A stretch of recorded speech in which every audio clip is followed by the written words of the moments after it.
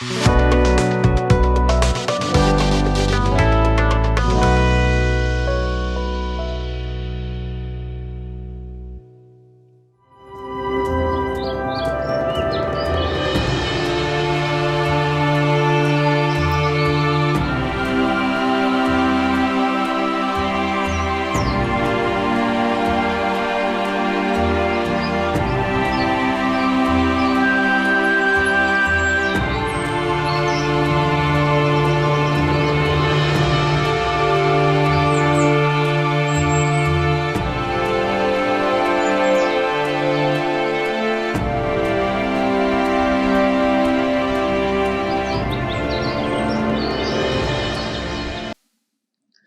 जीशु ख्रीष्ट अति बहुमूल्य नाम संपर्क इंडिया द्वारा प्रस्तुत कार्यक्रम नुआ सकाल आशारे आज मुझे स्वागत जनाए।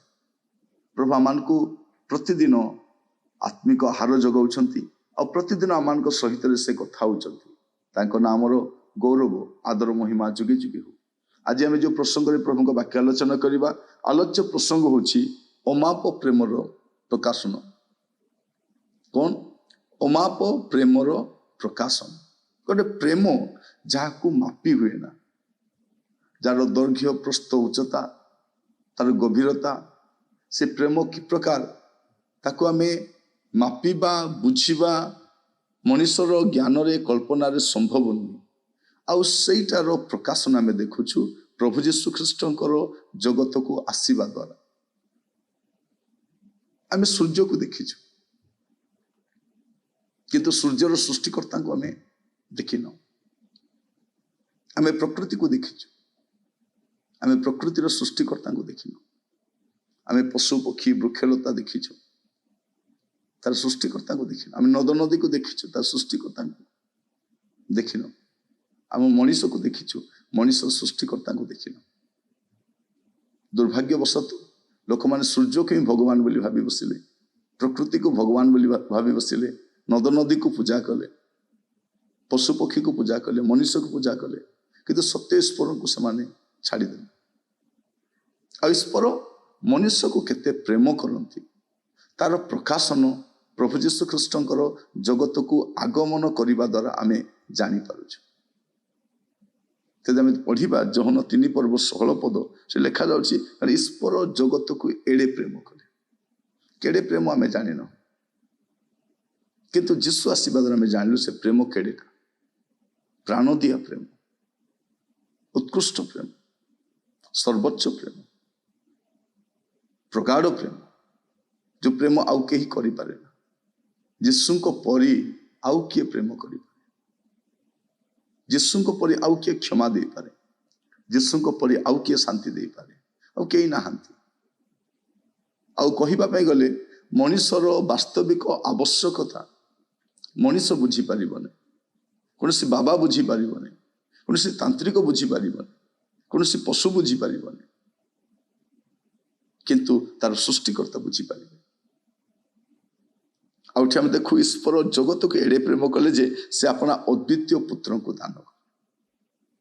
अद्वितीय पुत्र को दान कले जेपरि जे के तांठार विश्वास करे से विनष्ट न होई अनंत जीवन प्राप्त हुए। एठी हम देखु जे ईश्वरंकर प्रेमर प्रकाशन, तार परिप्रकाश प्रभु जीशु ख्रीष्ट जगत को आसीबा द्वारा आमे बुझी पारुछु जे वास्तव रे ईश्वर मनुष्य को केते भल पाए। तेणु ईश्वर अछंती जे मनुष्य को भल पाते, किंतु आज ए प्रकार का परिस्थिति आसी जे मनुष्यर प्रेम को सर्वोच्च प्रेम बोली भावी नहीं, किंतु तार प्रेमर दिने समाप्त हुए। जिते से चली जाए तार प्रेम भी समाप्त हो जाए, तार आवश्यकता पूरा हो जाए बा न हुए तार प्रेम कमी जाए। ऊपर ठाउरिया प्रेम, किंतु ईश्वर को प्रेम वास्तव प्रेम। और से प्रेमी ईश्वर जगत को आसिले कौन पाए? से प्रेमर प्रकाशन करवा।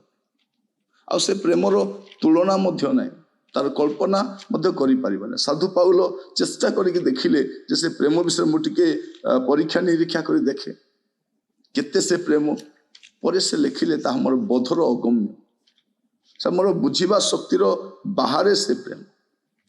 प्रिय भाई भणी माने ମୁଁ ଆପଣଙ୍କୁ କହିବା ପାଇଁ ଚାହେଁ ସେହି ଅମାପ ପ୍ରେମର ପ୍ରକାଶନ ପ୍ରଭୁ ଯୀଶୁ ଖ୍ରୀଷ୍ଟଙ୍କର ଆଗମନ ଦ୍ୱାରା ଆମେ ଜାଣିପାରିଲୁ।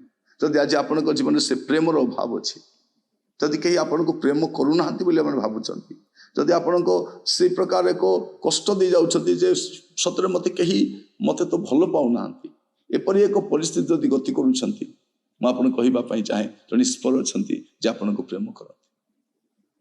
ଆଉ ରୋମିଓ ମଣ୍ଡଳକୁ ଲେଖିବା ସମୟ ସାଧୁ ପାଉଲ ଲେଖୁଛନ୍ତି ତାର 5 ପର୍ବ 8 ପଦରେ, ରୋମିଓ 5 ପର୍ବ 8 ପଦ ସେ କହୁଛନ୍ତି, କିନ୍ତୁ ଆମେ ମାନେ ପାପୀ ଥିବା ସମୟରେ ସୁଦ୍ଧା, ଆମେ ଧାର୍ମିକ ଥିବା ସମୟ ନୁହେଁ, ଆମେ ପାପୀ ଥିବା ସମୟରେ ସୁଦ୍ଧା ଖ୍ରୀଷ୍ଟ ଯେ ଆମ୍ଭମାନଙ୍କ ନିମନ୍ତେ ମୃତ୍ୟୁ ଭୋଗ କଲେ, କେବଳ ପ୍ରେମ କଲେ ତାହା ନୁହଁ, ମୃତ୍ୟୁ ଭୋଗ ମଧ୍ୟ କଲେ।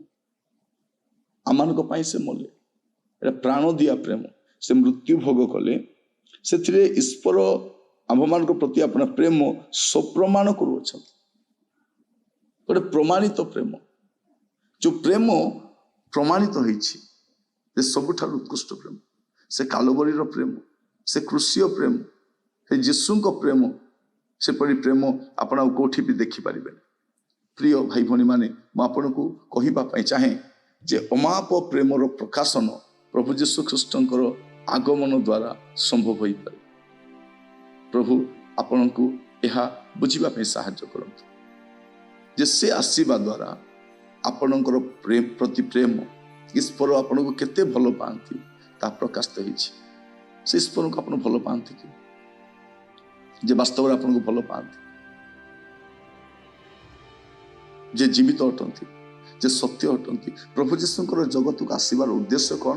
ନା ସେ ଈଶ୍ୱରଙ୍କ ପ୍ରେମକୁ ଆପଣଙ୍କ କତିରେ ପ୍ରକାଶ କରି, ଆଉ ସେଇଟା ସେ କ'ଣ କଲେ? କ୍ରୁଶରେ ଝୁଲେଇ ଦେଲେ, ଆଉ ଦେଖେଇଲେ ଯେ ସମୁଦାୟ ଜଗତବାସୀ ଦେଖ ଯେ ଈଶ୍ୱର ତୁମକୁ କେତେ ପ୍ରେମ କରନ୍ତି। ତୁମର ସବୁ ପାପକୁ ସେ କ୍ଷମା କରନ୍ତି, ତୁମର ସବୁ ଅକୃତଜ୍ଞତାକୁ ସେ କ୍ଷମା କରନ୍ତି, ତୁମ ଜୀବନର ସବୁ ମଳିନତାକୁ ସେ କ୍ଷମା କରନ୍ତି।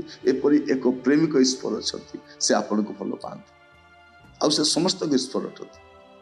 ପ୍ରଭୁ ଆପଣଙ୍କୁ ଏହା ବୁଝିବା ପାଇଁ ସାହାଯ୍ୟ କରନ୍ତୁ, ଅନୁଗ୍ରହ କରନ୍ତୁ, ଯେପରି ଆପଣ ସେ ଅମାପ ପ୍ରେମକୁ ବୁଝିପାରିବେ।